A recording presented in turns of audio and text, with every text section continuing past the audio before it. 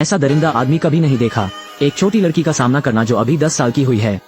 उसके दिमाग में कुछ गड़बड़ थी।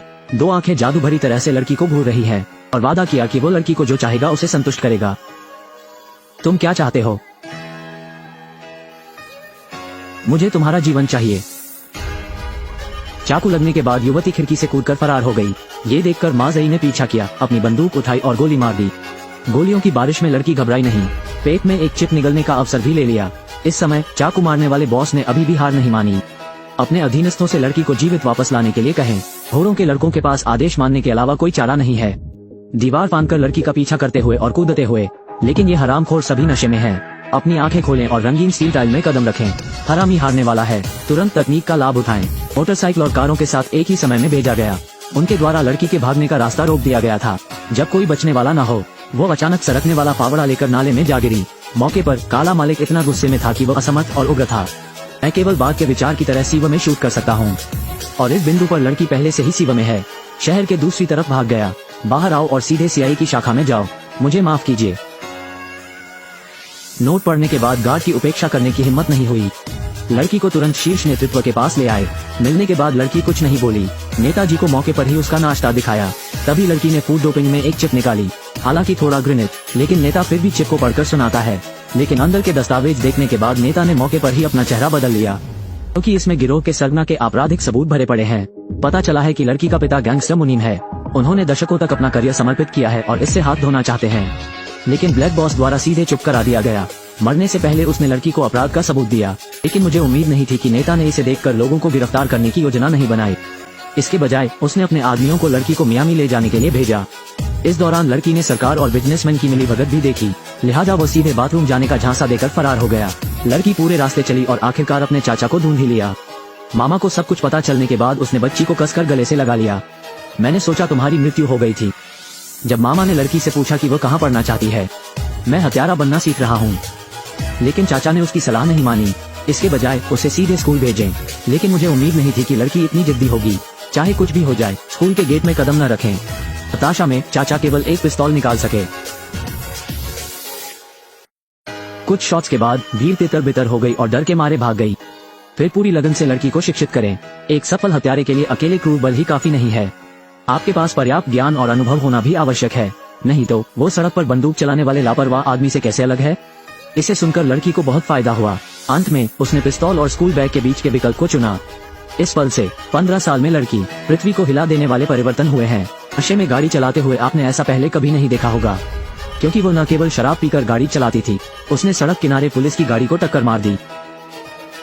नहीं, FBI डर गई, सीधे पिस्टल निकाली और महिला के हुड पर दबा दी। शराब के नशे में महिला को देखो, दोनों ही उसे वापस पुलिस स्टेशन ले जा सकते हैं, लेकिन मैंने ट्रांसक्रिप्ट खत्म करने के लिए मोटी FBI की प्रतीक्षा नहीं की है। महिला ने अचानक अपने मुंह से इशारा किया कि वो उल्टी करने वाली है। हताशा में महिला को केवल पहले ही कैद किया जा सकता है। शाम को मोटी FBI कॉफी के साथ सेल में दाखिल हुई।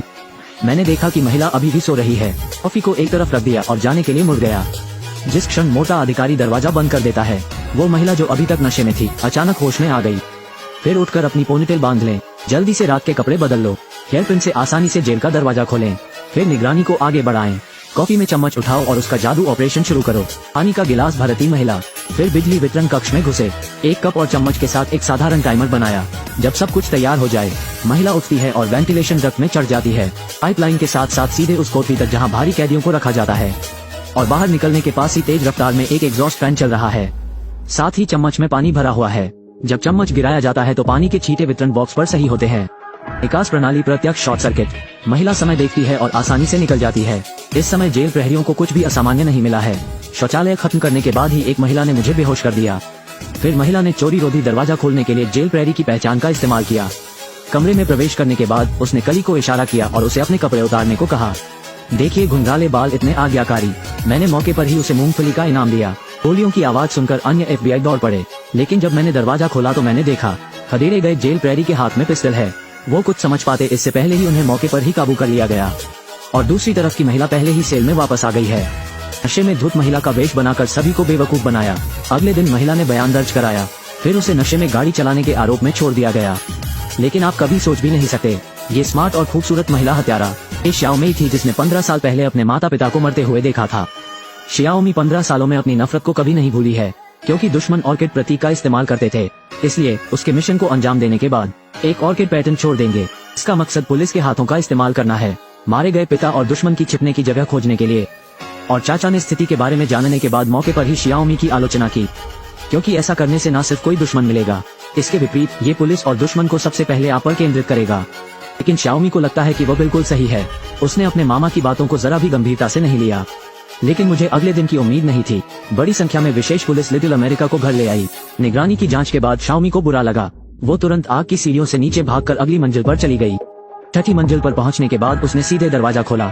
इससे पहले कि पड़ोसी प्रतिक्रिया दे पाता, उसे टेबल पर बेहोश कर दिया गया। तब उसे वो स्नाइपर राइफल मिली जिसे उसने छिपाया था।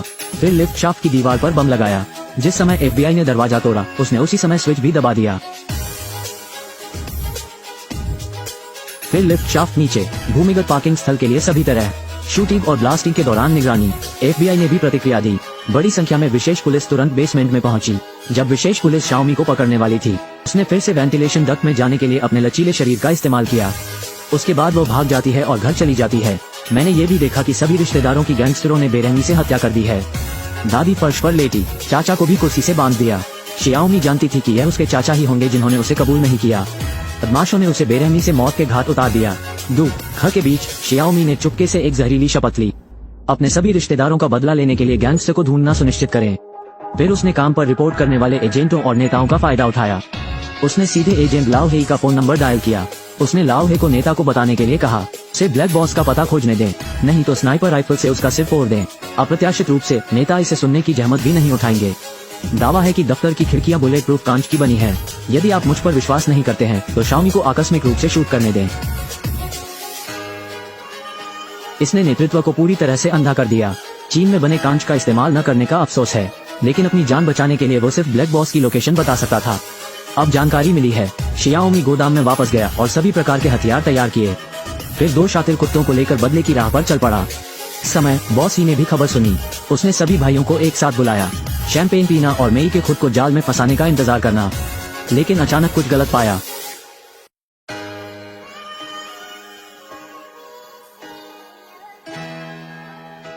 एक ग्रेनेड ने सीधे ही बॉस की सभी तैनाती को बाधित कर दिया। छोटे भाई सिरविहीन मुर्गे की तरह इधर उधर देख रहे हैं। अप्रत्याशित रूप से शियाओमी पहले से ही भूमिगत दुबका हुआ था। चश्मे वाले व्यक्ति ने सोचा कि उसे शियाओमी का स्थान मिल गया है। ग्रेनेड निकालकर नीचे फेंक दिया। विस्फोट के बाद कई लोग जमीन में कूद गए और अंधाधुंध फायरिंग की। अप्रत्याशित रूप से शियाओमी ने पहले ही अपना स्थान बदल लिया है। वो दूसरी मंजिल पर 2 लकड़ियां लिए खड़ी है। अंधाधुंध फायरिंग। नीचे का घोड़ा लड़का एक जीवित लक्ष्य की तरह है। उसके द्वारा आसानी से मारा गया। केवल चश्मा वाला आदमी रह गया। वो ये सोचकर झोपड़ी में छिप गया कि वो बच सकता है, लेकिन मुझे उम्मीद नहीं थी कि शियाओमी उसे ढूंढ लेगा। चश्मे वाले शख्स ने भी शियाओमी को पहचान लिया। वो लड़की जो 15 साल पहले भाग गई थी। जैसा कि कहा जाता है, जब वे मिलते हैं तो दुश्मन बेहद ईर्ष्यवान होते हैं। दोनों ने तुरंत एक साथ कुश्ती की। किसी गिरोह की कमान में दूसरा होना थोड़ा कौशल है। कई लड़ाइयों का अनुभव करने वाले शियाओमी भी उससे हार गए। शियाओमी के पास टूथब्रश उठाने और दूसरे पक्ष को चाकू मारने के अलावा कोई चारा नहीं था। चश्मे वाले शख्स ने मौका पाकर पिस्टल उठा ली, लेकिन मुझे उम्मीद नहीं थी कि शियाओमी आगे बढ़कर बुलेट को अनलोड करेगा। बोल्ट को बाहर खींचो और सीधे चश्मा आदमी को हल करो। और बॉस ही लड़ते लड़ते भाग गए। भागते समय वो आनंदित हुआ। टीम के साथी हैं जो उसके लिए समय खरीदने के प्रति प्रतिरक्षित हैं। लेकिन इसने उसके खुश होने का इंतजार नहीं किया। कार में फोन अचानक याद आया। ये शियाओमी कॉल कर रहा है। इस समय बॉस ही अभी भी शियाओमी का मजाक उड़ा रहे थे, ये दावा करते हुए कि वो निश्चित रूप से वापस आएगा और उसे मार डालेगा, जैसे अपने रिश्तेदारों को मारना। ये सुनने के बाद शियाओमी ने कॉल का उत्तर नहीं दिया। बस हल्के से उसे कार के पीछे देखने दो। इस तरह काला मालिक 2 शातिर कुत्तों के लिए स्वादिष्ट भोजन बन गया। सब खत्म हो चुका है। अंत में शियाओमी का बदला लिया गया। उसके प्रियजनों की हत्या करने वाले लोगों में से कोई भी जीवित नहीं बचा। लेकिन दुर्भाग्य से दुनिया में और कोई रिश्तेदार नहीं है। लेकिन शियाओमी ने फिर भी अपने आंसू पोंछे और लंबी दूरी की कार पर पैर रख दिया, क्योंकि वह अपने सभी रिश्तेदारों की उम्मीदों के साथ एक अच्छा जीवन जीना चाहता है।